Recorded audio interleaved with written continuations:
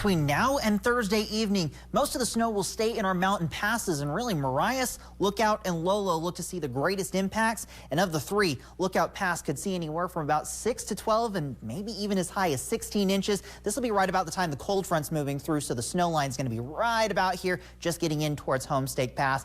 That'll continue to move off to the southeast into Friday. The other story, big winds in southwestern Montana for Thursday. We could even see those tomorrow as well.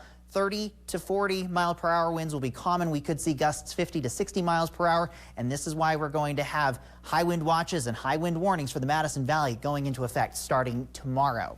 Now, for the next few days with southwesterly flow, temperatures are going to warm their way into the lower and mid 50s by Thursday. That cold front moves through Thursday afternoon and evening, bringing those temperatures back down into the 30s, as well as bringing those snow levels down to valley floors. We're going to continue to see some snow showers as we get into Saturday and Sunday, and that continue into Monday and Tuesday for northwest and west central Montana, but southwestern portions of the state we're starting to dry out with temperatures below average in the 20s.